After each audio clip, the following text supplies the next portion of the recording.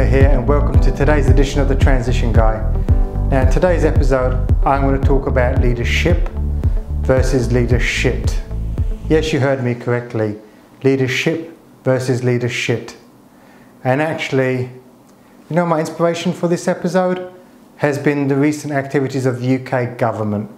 And to be honest with you, they've been absolutely terrible. So this week what's happened in the UK government is that two of our sort of strong, in inverted commas, so-called politicians, David Davis leading the Brexit strategy and Boris Johnson, who is our Foreign Secretary, both resigned. They both resigned because they didn't really agree with Theresa May and her sort of approach to Brexit. But I think it goes deeper than that. I think if you actually looked at the government and when it was formed, I don't think they were on her team in the first place. I don't think they supported the Prime Minister from day one. And it sort of throws up loads of different challenges. And it really sort of goes back to, really, should they have been on the team in the first place? So I've given this a lot of thought. And I've kind of come up with 5 stages of leadership. So what makes a good leader and what makes a shit leader? So when you talk about good leader, number one, what do you need to have? You need to have a plan. Every successful business out there has a plan. They know where they are going. They know what they are doing. They are crystal clear on it. Now, in terms of politics, you could say that's the Tory manifesto, and that could be their sort of their plan. The problem with their plan is it keeps changing. It's like from one day to the next, they don't know what they're doing. It's like they're being swayed by public opinion all the time. It's like for them, their mission is really not to get the job done, but to stay in power. I mean, it's just absolutely maddening what's going on and what they're being allowed to do. And if I look at leadership, I go back to probably one of our greatest leaders, Churchill.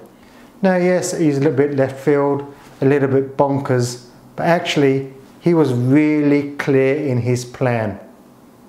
He was going to take out Hitler. And you had other people within the government, even the previous government, that didn't have that plan. I mean, if you take someone like Chamberlain, nice chap and everything, he thought we could appease Hitler. Yeah, don't worry, Hitler's not going to invade us. What an idiot. Hitler was coming to screw us. You just didn't realise that. Have a plan. Now once you've got a plan, you've got to choose the right team. And you've got to make sure that people are on your bus. Now I think Theresa May made a big mistake choosing her cabinet. She wanted to sort of have this tale of two halves. Okay, we're going in for Brexit, so let's have Boris Johnson on there, let's have David Davis, two staunch Brexiters. The challenge was, Boris had been locked in with Theresa May in a leadership battle. Boris is not the kind of person that's going to concede. So do you think he was happy to have lost the race to become Prime Minister? Absolutely not. Did you think he wants to follow Theresa? No. What was she thinking? I'll tell you what, you're second best, come and work for me. And I'll tell you what, you can be our Foreign Secretary because you don't like Europe anyway, so you can go and make friends with them. You got that one wrong. What made him qualified to be a Foreign Secretary? Not very much. Yes, apart from having good media, good social media, and seeing the buffoon out there, there's no qualification there. Likewise with David Davis, just because he voted for Brexit, did it really make him the right person to lead Brexit? Most probably not. So as a great leader, you've got to choose the right team. You've got to make sure they're on your bus. You've got to make sure that they're on your bus, that they've got your back. What's been really disgusting over the last 12 months has been how these politicians haven't got each other's back. Now you think a politician's there to serve the people. As I said previously, they're not there to serve the people. They're there to serve themselves. Their body language in the meetings have been absolutely disgusting. It's been terrible. You get to see pictures of it, I mean, and it's really negative. They're on their phone, they're not paying attention, they're muttering under their breath. Now, what would happen if that happened in your business? Now, for a lot of leaders, they actually allow this behaviour to continue because their leadership's not strong. And there's a big similarity between badly performing teams in government and atrociously performing businesses. And it normally goes down to one thing: lack of leadership, plenty of leadership. So you just got to make sure that your team is totally aligned, because in industry, if these people were working for a really smart, super switched on CEO, he wouldn't put up with this behaviour. He wouldn't at all. It's like Boris Johnson when we had the vote on Heathrow having the third runway. Now the third runway was going to be built in his constituency, so it was going to affect his people. Because he didn't want to vote, because he knew he was going to get absolutely smashed, he decided to take on a foreign engagement somewhere outside the country, knowing full well the vote was going on. People were joking, where's Boris? The worst thing was Theresa May let that happen. Can you imagine in industry, if you were out there, and just think about your CEO of a really strong company, you've got a board meeting and you've got a couple of executives saying, I'm not going to attend the meeting this month because I'm busy, I've got other engagements. Who would let that happen? Theresa May. So you've got to choose the right team. Then you've got to sort of hold them accountable. That to me is a big one. If you've generated a plan, you've chosen the right team, there's got to be accountable. There's got to be accountability there. You've got to hold your team accountable, but as a leader, you've got to be prepared to be held accountable, because it's all about results. Now, I would love to see the plan that Boris Johnson and David Davis have had.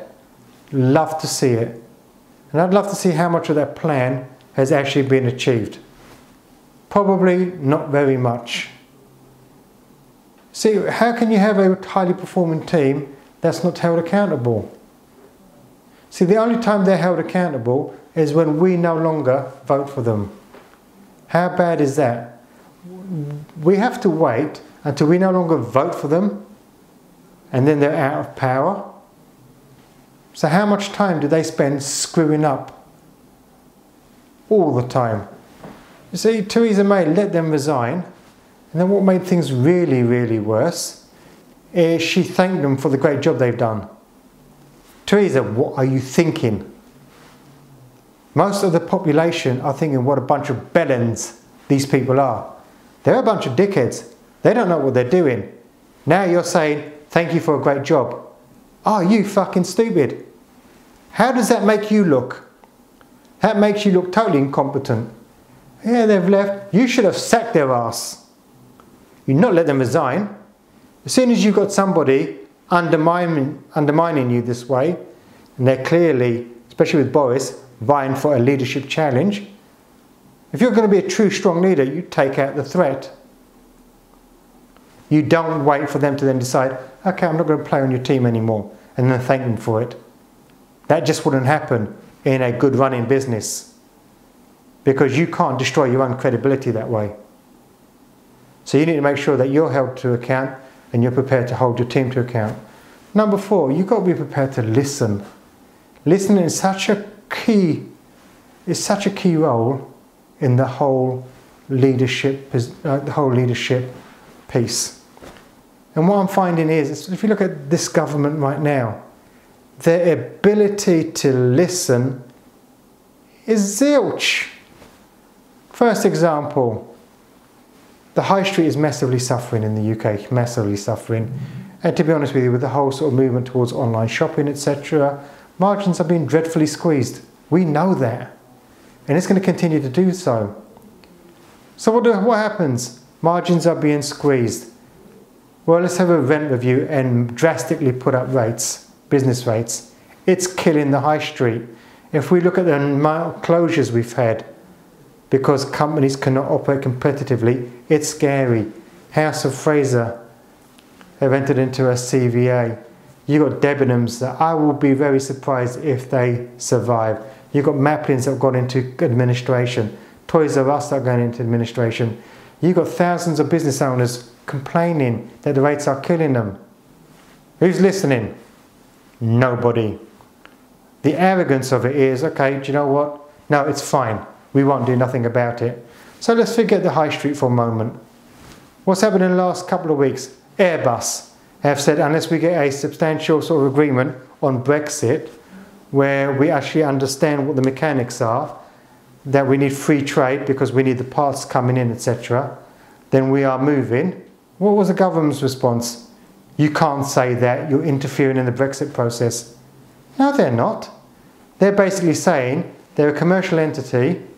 If we can't guarantee the supply chain, or if our supply chain goes up massively in value, it may not be economical anymore to carry on trading in the UK. Therefore, I'm going to go somewhere else.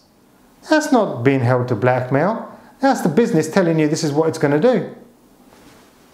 Jaguar Land Rover, the same. They've basically said that with all these sort of changes with Brexit, etc., it's going to have a profound impact on the business. It's going to have to rethink its investment plans. That's not emotional blackmail. That's telling you that I'm an entity that needs to make money. I will find a way of making money. And it may be not what you want to hear. It's a bit like Donald Trump in the US at the moment. What did he say a couple of weeks ago when Harley Davidson said that they were going to manufacture outside the United States because of all the tariffs, the trade war that's going on? I'm going to impose higher taxes on you. What, before making a commercial decision? What a dickhead. Do you think that Harley Davidson are going to be the only ones doing it? No, everyone else is going to do it because they're going to do what suits their business. So as a leader, you need to start listening. Because if you're not listening, you're not in touch. And you know what? The peasants will revolt. And number 5, you've got to take action. You can have this great manifesto, you can have all this planning in place. You've got to make it happen. You've got to, at the end of the day, lead and say, this is what we're going to do. And you've got to get people to follow you. It's absolutely terrible when you see leaders that just talk, and do not take action. It's all about taking action. So, if you've got a strong plan, you've got the right people on your team, you're holding people accountable, and you're prepared to be accountable to your team, you listen to your organisation, you listen to your people, and you take action, you're well on your way to leadership. If you're not doing those things in your organisation, you're well on your way, if you're not already there, to leadership. Now, if you believe that you have a leadership problem in your business and you want to look at how to resolve it, head over to Boolkah.com and get in touch. And remember, failing to learn is learning.